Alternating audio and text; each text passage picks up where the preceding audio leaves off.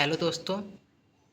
इस वीडियो में हम लोग पढ़ने वाले हैं मध्यकालीन इतिहास का एक बहुत ही महत्वपूर्ण टॉपिक, दिल्ली सल्तनत का गुलाम वंश। दोस्तों, दिल्ली सल्तनत में हमारे 5 वंश हैं। जैसे पहला वंश हमारा गुलाम वंश होता है, फिर खिलजी वंश होता है, फिर तुगलक वंश होता है, फिर सैयद वंश होता है और फिर लोधी वंश होता है। लोधी वंश के बाद हमारी क्या होती है, गुलाम वंश खत्म हो जाती है। तब मुग़लों का आक्रमण होता है। बाबर हमारा पहला मुग़ल शासक होता है जो मुग़ल डायनेस्टी की स्थापना करता है। तो चलिए शुरू करते हैं। तो इस वीडियो में पढ़ने वाले हैं गुलाम वंश के बारे में डिटेल में। तो हम लोग पहले इसका थोड़ा सा इंट्रोडक्शन देख लेते हैं। तो क्या है, दिल्ली सल्तनत के इतिहास की शुरुआत 1206 में गुलाम वंश की स्थापना के साथ होती है। इस वंश ने उत्तर भारत पर लगभग 84 वर्षों का शासन किया। तो दोस्तों देखिए, जो दिल्ली सल्तनत है इसकी जो हमारी शुरुआत होती है वो हमारी होती है 1206 में, और इसका हमारा जो ख़त्म होता है वो हमारा होता है 1526 में, जब इब्राहिम लोदी और बाबर का युद्ध होता है, पानीपत का पहला युद्ध। तो उस समय क्या होता है, जो हमारी लास्ट वाली जो हमारी दिल्ली सल्तनत की जो हमारी आखिरी डायनेस्टी रहती है, लोधी वंश, ख़त्म हो जाती है और मुग़ल वंश की स्थापना हो जाती है। यानी इसकी शुरुआत हमारी होती है 1206 में। ठीक। अब ये जो हमारी गुलाम वंश है जिसे हम लोग स्लेव डायनेस्टी कहते हैं, इसको और क्या क्या कहा जाता है? तो इसको कहा जाता है दोस्तों, एक तो कहा जाता है मामलुक वंश। मामलुक वंश का मतलब होता है, इतिहासकारों द्वारा इस वंश को मामलुक कहना अधिक उपयुक्त माना जाता है। मतलब ऐसा इसलिए है क्योंकि मामलुक का मतलब होता है स्वतंत्र माता पिता से उत्पन्न हुए दास सैनिक। ठीक। इसे इलवरी वंश भी कहा जाता है। इलवरी वंश का मतलब क्या होता है? अब इलवरी वंश इसलिए कहा जाता है क्योंकि जो इल्तुतमिश रहता है, जो हमारा दिल्ली सल्तनत का तीसरा शासक है, ठीक, और हमारा बलबन है, ये सब इलवरी जनजाति के थे। तो इसलिए इसे इलवरी वंश भी कहा जाता है। और राजशाही संप्रभुता, इसका मतलब ये हुआ कि जो हमारा गुलाम वंश था, चाहे हमारी जो भी मुस्लिम डायनेस्टी थी, इसी युग में जो भारत में जो एक केंद्रीय मुस्लिम सत्ता की स्थापना होती है। ठीक है। अब आगे चलते हैं। ये सब तो हमारा वैसे था। अब यहाँ से बहुत इंपॉर्टेंट टाइम है दोस्तों, इस चीज़ को समझते हैं। अब देखिए, जो हमारा गुलाम वंश है इसमें जो टोटल हमारे कितने शासक होते हैं? टोटल हमारे 11 शासक होते हैं, जिसमें मैंने आपको क्रम से इन सबका नाम लिख लिया है। ठीक। जिसमें हमारा पहला शासक है कुतुबुद्दीन ऐबक। ये हमारा 1206 से 1210 तक शासन करता है। ठीक है। ये दिल्ली सल्तनत की क्या करता है? स्थापना करता है। दिल्ली सल्तनत की स्थापना करता है और चौगान खेलते समय इसकी मृत्यु हो जाती है। इसके बाद जो हमारा एक और बात दोस्तों, जब ये कुतुबुद्दीन ऐबक जो रहता है, ये दिल्ली सल्तनत का राजा रहता है, तो उस समय जो दिल्ली सल्तनत की राजधानी थी वो लाहौर थी। ठीक। फिर हमारा आराम शाह आता है, ये तो 11 महीने शासन करता है, और फिर आराम शाह और इल्तुतमिश में जुट का युद्ध होता है और आराम शाह मार जाता है। फिर इल्तुतमिश राजा बनता है। अब इल्तुतमिश को ना दिल्ली सल्तनत का वास्तविक संस्थापक भी कहा जाता है। ऐसा है कि कुतुबुद्दीन ऐबक के समय और आराम शाह के समय जो दिल्ली सल्तनत की राजधानी थी, राजधानी यानी कैपिटल, वो लाहौर थी। इल्तुतमिश क्या करता है, जो कैपिटल रहती है, जो राजधानी रहती है, उसे दिल्ली लाता है। इसके बाद हमारा शासक बनता है रुकनुद्दीन फिरोज। रुकनुद्दीन फिरोज जो हमारा रहता है, ये हमारा 4 से 5 महीने शासन करता है। ठीक। उसके बाद हमारी आती है रजिया। दोस्तों, जो रजिया रहती है ये 1236 से 1240 तक तो राज करती है, लेकिन ये पहली मुस्लिम शासिका रहती है। इसकी स्टोरी बहुत ही इंटरेस्टिंग है रजिया की। इसमें दोस्तों आप लोग को इम्पोर्टेंट क्या है, आप लोग कुतुबुद्दीन ऐबक को पढ़ना है डिटेल में, इल्तुतमिश को पढ़ना है डिटेल में, और रजिया को पढ़ना है डिटेल में, और इसके आगे आप लोग को एक और पढ़ना पड़ेगा, बाबर को। अब देखिए, रजिया के बाद हमारा बनता है मुइजुद्दीन बहराम शाह, 1240 से 42 तक बनता है। ये कुछ करता वरता नहीं है, ये जो अमीर रहते हैं उन्हीं के हाथों कठपुतला रहता है। अब इसके बाद बनता है हमारा अलाउद्दीन मसूद शाह, फिर हमारा नसीरुद्दीन महमूद बनता है, अब फिर हमारा उसके बाद बनता है गियासुद्दीन बलबन। अब जो हमारे गियासुद्दीन बलबन है, ये इस डायनेस्टी का बहुत ही इंपॉर्टेंट है। और कैकुबाद और ट्यूमर्स जो हमारे रहते हैं, इस डायनेस्टी के एक वीक शासक रहते हैं। इन्हीं के बाद क्या होती है, जो हमारी गुलाम डायनेस्टी है वो ख़त्म हो जाती है, और उसके बाद हमारे खिलजी डायनेस्टी की स्थापना हो जाती है। तो आगे चलते हैं। तो ये इनका जो दिल्ली सल्तनत था, उनका जो एडमिनिस्ट्रेटिव स्ट्रक्चर था उसका देख लेते हैं। जैसे सबसे ऊपर हमारा सुल्तान हुआ करता था, फिर वजीर होते थे, उसके बाद हमारे दीवान ए आरिज यानी जो मिलिट्री होती थी वो होती थी, उसके बाद हमारे इक़्तिदार। इक़्तिदार का मतलब दोस्तों इस समय आप समझ सकते हैं, जैसे हमारे राज्य होते हैं तो उस समय क्या होते थे, हर एक राज्य को आप समझ सकते हैं, जो एक प्रोविंसेस होता था उसका जो मालिक होता था उसे हम लोग इक़्तिदार कहते थे। अब आगे समझते हैं। अब जो हमारा दिल्ली सल्तनत का जो हमारा पहला शासक था वो हमारा कौन था, कुतुबुद्दीन ऐबक था। अब कुतुबुद्दीन ऐबक के बारे में हम लोग समझते हैं। तो दोस्तों ये जो हमारा कुतुबुद्दीन ऐबक था, ये हमारा था मोहम्मद गौरी का गुलाम। तो अब आप सोच रहे होंगे कि क्या गुलाम को इतना बड़ा साम्राज्य दे दिया गया, पूरा दिल्ली सल्तनत। हाँ, देखिए कुतुबुद्दीन ऐबक जो था वो गौरी का गुलाम था, और गौरी के एक ही गुलाम नहीं था, गौरी के 4 मेन गुलाम थे। एक हमारा कुतुबुद्दीन ऐबक था, दूसरा हमारा बख्तियार खिलजी था, आप लोग सुने होंगे, जिसने नालंदा विश्वविद्यालय को आग लगाया था, और एक हमारा था यलदौज, और एक था हमारा कुबाचा। तो कुतुबुद्दीन ऐबक के बारे में हम लोग को पढ़ना है, तो इस पर फोकस करते हैं। यह मोहम्मद गौरी का वफादार कमांडर इन चीफ था। उसने अपनी राजधानी लाहौर बनाई। यानी जब कुतुबुद्दीन ऐबक जो था वो दिल्ली सल्तनत का संस्थापक बना, और उसने अपनी राजधानी कहाँ बनाई, लाहौर बनाई। इसको लाख बख्श कहा गया। लाख बख्श का मतलब क्या होता है, लाख बख्श का मतलब ये होता है दोस्तों कि जो लाखों का दान देता हो उसे कहते हैं लाख बख्श। ठीक, जो लाखों का दान देता हो उसे क्या कहते हैं, लाख बख्श। अब इसने के बारे में और पढ़ते हैं। ये स्थापत्य कला, स्थापत्य कला का मतलब होता है दोस्तों आर्किटेक्चर। यानी उसने दिल्ली में कुव्वत उल इस्लाम मस्जिद और 2.5 दिन का झोपड़ा बनवाया। अब जो कुव्वत उल इस्लाम मस्जिद जो हमारा है वो हमारा कुतुब मीनार के पास में है, और 2.5 दिन का झोपड़ा बनवाया। अब 2.5 दिन का झोपड़ा, लोग सोच रहे होंगे कि ये 2.5 दिन का झोपड़ा क्या। तो देखिए, इसे 2.5 दिन का झोपड़ा इसलिए कहा जाता है क्योंकि इसे 2.5 दिन यानी 60 घंटे में बनाया गया था। ठीक, और ये 2.5 दिन का झोपड़ा जानते हैं क्या है, ये एक मस्जिद है। यानी आपसे जब एग्जाम में पूछ लें कि 2.5 दिन का झोपड़ा क्या है, तो 2.5 दिन का झोपड़ा एक मस्जिद है।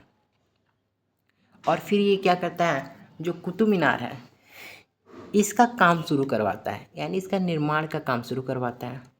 वो क्या करता है, जो उसके सूफी संत रहते हैं कुतुबुद्दीन बख्तियार काकी के सम्मान में वो क्या करता है, कुतुब मीनार का निर्माण करवाता है। ठीक है, ठीक, यानी कि क्या क्या निर्माण करवाता है, कुव्वत उल इस्लाम मस्जिद बनवाता है, 2.5 दिन का झोपड़ा बनवाता है, कुतुब मीनार बनवाता है। तो ये सब इसके इंपॉर्टेंट टॉपिक हैं, आप लोग याद रखिएगा। अब इसकी मृत्यु जो हमारी होती है 1210 में होती है, लाहौर में होती है। क्या, चौगान यानी पोलो खेलते समय घोड़े से गिरकर इसकी मृत्यु हो जाती है। अब इसके बाद तो दोस्तों हमारा आता है आराम शाह। आप कहेंगे सर जी आराम शाह नहीं, आपने सीधे अब इल्तुतमिश पढ़ा रहे हैं। तो देखिए, जो गुलाम वंश है उसमें सारे शासक उतने इम्पोर्टेंट नहीं हैं। मुख्य रूप से आपके 4 ही शासक इम्पोर्टेंट हैं। एक आपका ऐबक हो गया, एक आपका इल्तुतमिश हो गया, फिर आपकी रजिया, और फिर बलबन। आपको एग्जाम निकालना है तो आपको याद रखना पड़ेगा क्या पढ़ना है क्या नहीं पढ़ना है। ठीक, तो इल्तुतमिश के बारे में पढ़ते हैं। अब देखिए, जो हमारा इल्तुतमिश था वो था ऐबक का दामाद था। ठीक, इसे दिल्ली सल्तनत का वास्तविक सुल्तान माना जाता है। ठीक, क्योंकि इसने राजधानी को लाहौर से बदलकर दिल्ली किया और बगदाद के खलीफा से वैधानिक मान्यता पत्र प्राप्त किया। समझे, मैंने आपको पहले बताया था ना कि इसने अपनी राजधानी को क्या किया, लाहौर से दिल्ली क्या किया, स्थानांतरित किया, यानी चेंज किया। ठीक, अब आप कहेंगे ये खलीफा क्या होते हैं। तो दोस्तों जो हमारे मुस्लिम होते हैं, मतलब मुस्लिम, उसमें जो सर्वोच्च पद होता है ना वो खलीफा का होता है। यानी खलीफा मुस्लिमों में एक सुप्रीम पावर होता है। ठीक है, और उस समय जो वो खलीफाओं की जो राजधानी थी, यानी जो खलीफा रहते थे वो कहाँ रहते थे, बगदाद में रहते थे। ठीक, अब ये इल्तुतमिश जो हमारा रहता है, जब ये राज्य करता है तो इसके सामने बहुत सारी समस्याएं आती हैं। समस्याएं ये आती हैं कि इसके समय के जो अमीर लोग रहते हैं वो अमीर लोग क्या करते हैं, विद्रोह करते हैं। अब जब अमीर लोग विद्रोह करते हैं तो ये एक आइडिया लगाता है, और ये क्या करता है, जो 40 वफादार सरदार रहते हैं, सरदार मतलब जो अमीर लोग रहते हैं, उनका एक संघ बनाता है, एक यूनियन बनाता है, जिसको चालीसा कहा जाता है। इसका मतलब ये होता है कि वो अमीरों को कंट्रोल करने के लिए बनाता है अपने लिए। और ये क्या करता है, इक्ता प्रणाली यानी कि इक्ता सिस्टम को क्या करता है, चालू करता है।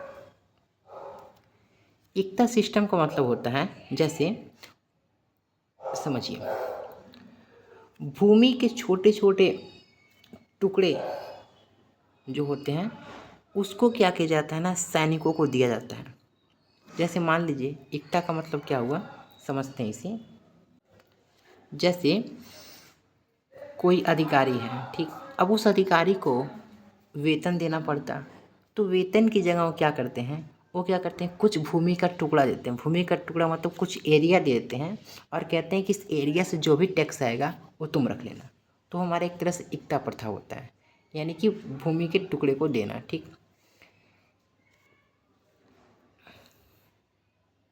अब आगे बढ़ते हैं। अब जो हमारा इल्तुतमिश रहता है वो क्या करता है, चांदी का टंका और तांबे का जीतल, ये सिक्के को चलाता है, यानी ये सिक्के जारी करता है। ठीक, यानी हमने इल्तुतमिश के बारे में हमने इतना पढ़ लिया।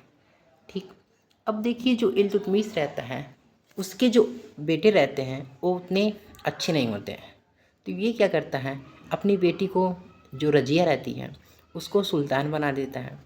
अब जब रजिया को सुल्तान बना देता है तो जो अमीर लोग रहते हैं, यानी जो चालीसा रहती है, बताया ना कि वो 40 सरदारों का गठन करता है और एक चालीसा बनाता है।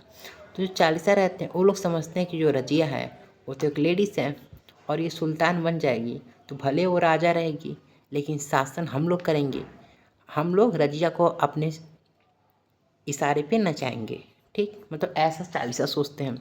लेकिन जब रजिया जो हमारी होती हैं वो जैसे ही राजा बन जाती है वो सारी चीज़ों को अपने कंट्रोल में ले लेती है, और फिर जो चालीसा रहता है, यानी जो 40 सरदारों का ग्रुप होता है, वो रजिया का विरोध करने लगता है। देख रहे हैं, ये हिस्ट्री है। अब आगे चलिए पढ़ते हैं। वह भारत की प्रथम और एकमात्र महिला सुल्तान थी। उसने पारंपरिक पर्दा प्रथा को त्याग कर पुरुषों की तरफ कुबा और कुल्हा धारण कर दरबार का नेतृत्व किया। ठीक, तुर्क सरदारों की महत्वाकांक्षा और एक महिला के अधीन काम करने की अनिच्छा के कारण उसके खिलाफ विद्रोह हुआ। अब देखिए, रजिया सुल्तान क्या थी, हमारी पहली मुस्लिम शासिका थी। ठीक, अब ये जो दरबार में आती थी तो इसने जो पहले पर्दा प्रथा था उसको इसने ख़त्म कर दिया। ये पुरुषों की तरह कुल्हा पहनती थी और कुल्हा और चोगा यानी कुबा भी कह सकते हैं पहनती थी। अब क्या होता है, जो तुर्क सरदार रहते हैं उनको एक महिला के अधीन काम करना अच्छा नहीं लगता है। एक ये भी कारण रहता है क्योंकि रजिया अपने आप को एकदम पूरा पावरफुल रखती है, वह शासन बहुत अच्छा करती है और वो इन तुर्क सरदारों के इशारों पे नाचती भी नहीं है, तो लोग रजिया के विरोध में आ जाते हैं। अब आगे पढ़ते हैं। भटिंडा के सूबेदार अल्तुनिया से पराजित होने के बाद उसने कूटनीतिक रूप से उससे विवाह किया, परंतु 1240 में कैथल के पास डाकुओं द्वारा उसकी हत्या कर दी गई। अब क्या होता है ना, जो सरदार होते हैं ये सब चाल चलते हैं, और अल्तुनिया क्या करता है, अल्तुनिया इसे क्या करता है, कैद कर लेता है किला ए मुबारक में। ठीक है, किला ए मुबारक में कैद कर लेता है। फिर ये जो रजिया रहती है वो अल्तुनिया से विवाह करती है और उसके बाद इसके साथ मिलकर के ये फिर दिल्ली सल्तनत पे आक्रमण करने जाती है। लेकिन आक्रमण करने जाती है और हार जाती है। तो हारने के बाद क्या होता है, ये वापस आती है और वापस आते हुए इसकी जो मृत्यु हो जाती है, कैथल के पास कुछ डाकू रहते हैं जो इसकी हत्या कर देते हैं। ठीक, अब आते हैं हम लोग अगला शासक के बारे में। तो इसके बीच में जो दोस्तों शासक थे मैंने आपको ऊपर बताया है, वो उतने इंपॉर्टेंट नहीं है, तो आपको बस उनका नाम और डेट याद करना है कि उनका शासनकाल कब से कब तक था। अब इसमें हमारे जो बलबन है वो बहुत इंपॉर्टेंट शासक हैं, तो समझते हैं। तो बलबन भी हमारा एक गुलाम था। बलबन ने सल्तनत को आंतरिक विद्रोह और बाहरी मंगोल आक्रमण से बचाने के लिए अत्यंत कठोर शासन व्यवस्था लागू की थी। दोस्तों बलबन की तो कहानी बहुत खतरनाक है। अब इसको आप इस तरह से समझिए, जो हमारा बलबन था वो इतना खतरनाक था, उसने अपने दरबार में न स्वयं हंसता था न किसी और को हंसने देता था। ये सब उसने रोक लगा दिया था। यहाँ तक कि जब उसका बेटा जो रहता है, बड़ा बेटा महमूद, जब वो मर जाता है तब भी वो नहीं रोता है, मतलब दरबार में नहीं रोता है। कुछ इतिहासकार मतलब बर्नी लिखता है कि वह अपने कमरे में जाकर के चुप चुप कर रात भर रोया करता था। ठीक, तो चलिए बलबन के बारे में पढ़ते हैं। तो बलबन ने सल्तनत को आंतरिक विद्रोह और बाहरी मंगोल आक्रमणों से बचाने के लिए अत्यंत कठोर शासन व्यवस्था स्थापित की। अब शासन व्यवस्था में इसने क्या क्या किया, इसने लौ और रक्त नीति अपनाई। लौ और रक्त नीति का मतलब ये हुआ दोस्तों कि जो भी इसके विद्रोही थे और जो भी इसके अपराधी थे उसके साथ इसने कठोर नीति अपनाई। मतलब उनके साथ कोई मतलब जैसे होता है ना कि सबको माफ़ कर देना, क्षमा कर देना, तो ये सब उसके में नहीं था। अगर आपने बलबन के खिलाफ कोई गलती कर दी तो आपको कठोर दंड देता था। अब कठोर दंड देता था तो इससे इसने एक बड़ा साम्राज्य का विस्तार कर लिया, क्योंकि इससे लोग डरते थे। इसका एक राजस्व का सिद्धांत था जिसे थ्योरी ऑफ डिवाइन किंगशिप कहते हैं। इसने क्या किया, उसने सुल्तान के पद को गरिमापूर्ण बनाने के लिए खुद को ईश्वर का प्रतिनिधि, नियाबत ए खुदाई और ईश्वर की छाया जिन्हें इलाही कहा। यानी उसने कहा ना कि भाई जो राजा होता है वो ईश्वर का प्रतिनिधि होता है। यानी राजा जो भी कुछ करता है वो अच्छा करता है, क्योंकि जो राजा करता है वो राजा नहीं करता है, वो ईश्वर के द्वारा किया जाता है। मतलब ये ऐसी थ्योरी को क्या करता है, बनाता है। अब ये आगे चल के नहीं सिजदा और पापोस लागू करता है। सिजदा और पापोस एक तरह का मतलब परंपरा होता है, परंपरा नहीं कह सकते हैं। इसमें क्या होता है, राजा जो होता है उसकी पद को बड़ा दिखाया जाता है और बाकी को छोटा, समझिए। इसमें मैंने आपको लिखा है कि दरबार में सुल्तान के सामने घुटने टेक कर प्रणाम करना, सिजदा और सुल्तान के पैर को चूमना अनिवार्य था। मतलब जो सिजदा और पापोज रहता था इसमें क्या होता था, जैसे हमारे होता है ना दंडवत प्रणाम, तो वैसे जैसे अगर सुल्तान अगर मान लीजिए दरबार में आए, ठीक, तो सभी लोग लेट करके सुल्तान के पैरों को चूमे, यानी लेट करके प्रणाम करना सिजदा हो जाता था और उनके पैरों को चूमना क्या होता, पाबोज होता था और उसको करना अनिवार्य था। जो नहीं करेगा उसे दंडित किया जाता था। अब सैन्य पुनर्गठन, उसने एक नया और स्वतंत्र सैन्य विभाग स्थापित किया जिसे दीवान ए आरिश कहा गया। यानी उसने एक सैनिक डिपार्टमेंट को भी इस्टेब्लिश किया था। ठीक, अब तो हमने गुलाम के बारे में पढ़ लिया। देखिए ये बलबन की कहानी तो बहुत लंबी है, इसे 4 शब्दों में निपटाया नहीं जा सकता है, लेकिन ये हम लोग शॉर्ट में कवर कर रहे हैं। अगर आप लोग को और डिटेल में पढ़ना होगा तो हमें ज़रूर बताइएगा, हम इसे और डिटेल में पढ़ाएंगे। ठीक, अब समझते हैं गुलाम वंश के पतन के मुख्य कारण। तो पतन का पहला मुख्य कारण क्या था भैया, पहला कारण हमारा था उत्तराधिकारी का नियम न होना। अब उत्तराधिकारी का नियम न होने का मतलब क्या होता है? दोस्तों, जैसे ही सुल्तान मरता था ना, हमेशा गृह युद्ध यानी अपने ही राज्य में युद्ध हो जाता था। लोग लड़ने लगते थे कि कौन राजा बनेगा, और जो मजबूत होता था वो राजा बनता था। अमीरों की गुटबंदी यानी तुर्क अमीर और चालिसा दल हमेशा राजा को अपने इशारों पर नचाना चाहते थे, जिससे जिससे केंद्रीय सत्ता कमजोर हो गई।